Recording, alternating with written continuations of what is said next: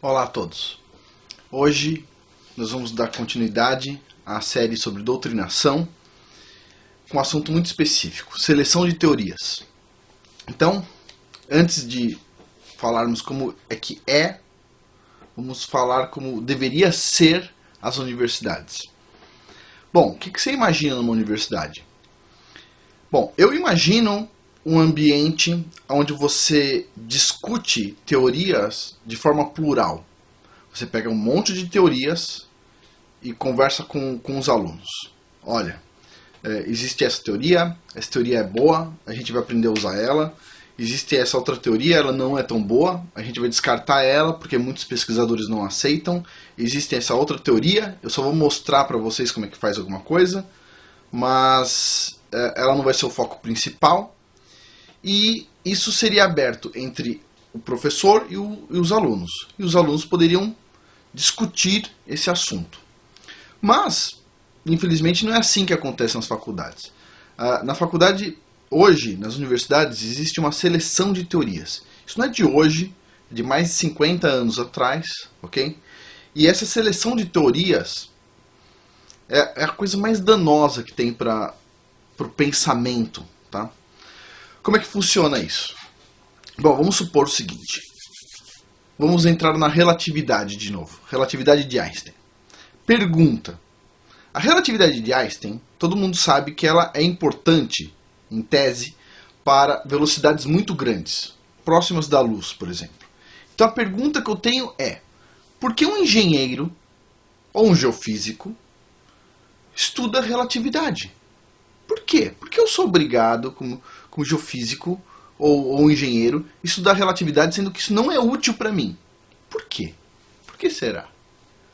Bom, tem um motivo para eu ter estudado relatividade, ter feito uma disciplina inteira de relatividade. É porque na USP a gente chama as físicas de física 1, 2, 3 e 4, ok? Eu não lembro se relatividade está na física 2 ou 3, tá? Mas em seguida dela, 3 ou 4, vem a parte de eletromagnetismo. Então todo engenheiro precisa saber eletromagnetismo. Então o que o pessoal faz? Para você fazer eletromagnetismo, você tem que fazer a disciplina de relatividade. Por quê? Por causa do número. Física 1, 2, 3 e 4. Para mim chegar na física 4, eu tenho que passar pelas outras físicas, independente do assunto. Agora, se a disciplina chamasse relatividade, ninguém teria que fazer. Se ela fosse optativa, ninguém faria. Mas por que todo mundo faz? De certa forma, numerar as disciplinas como física 1, 2, 3 e 4 e colocar relatividade no meio dessas disciplinas é uma forma de você obrigar até quem não precisa a estudar um assunto que, não vai ser útil. Ok? O que um engenheiro de pontos tem que saber sobre relatividade? Nada. Absolutamente nada. Mas por que ele é obrigado a fazer isso? Então, ou seja, as teorias elas são selecionadas e não é explicado o motivo dessa seleção.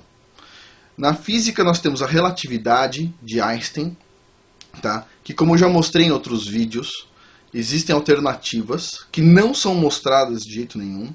Na biologia existe o tal do darwinismo, ou a teoria da evolução de Darwin, que na verdade não tem nada a ver com evolução, tem a ver com mudança de espécie, de uma espécie para outra, ou seja, o macaco virar um elefante, coisa desse tipo, tá? Tem nada a ver uma coisa com a outra.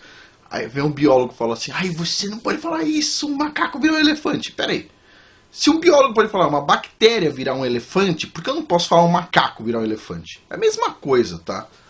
É a mesma coisa. Mas por quê? Por que Darwin? Por quê? Outra questão. A idade da Terra, 4,5 bilhões de anos.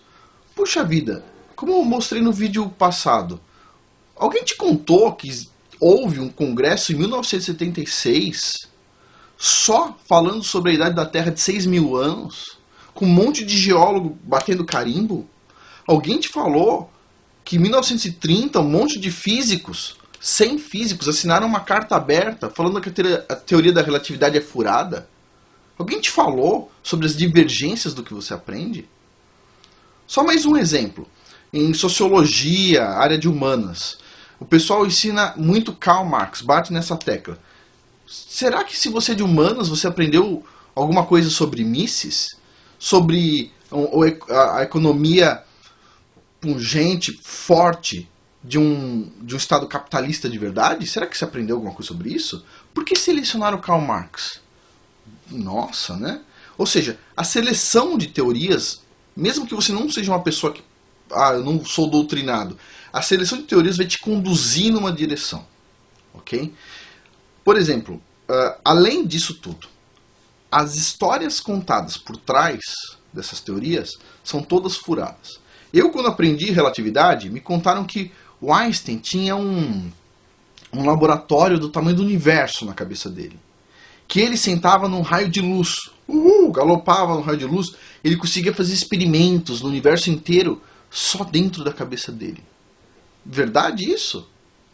Por que não me contaram que Einstein só colocou a ideia da velocidade da luz ser constante, independente do referencial inercial, porque naquela época, naquele momento, estava em discussão que medidas da velocidade da luz, tá, numa Terra em rotação, tá, não faziam sentido. A Terra, tudo indicava que a Terra estava parada, não existia rotação.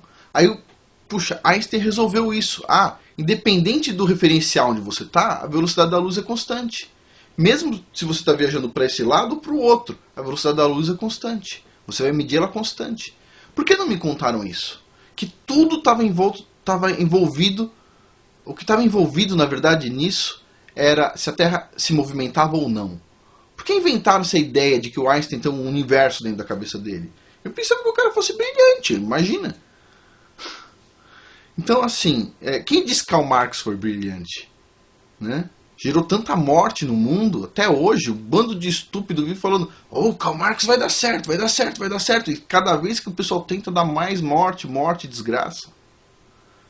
Puxa vida, todas essas teorias nos afastam da obra do Criador do Universo. Nos afastam. A verdade é essa. Tudo é feito para nos afastar da Bíblia.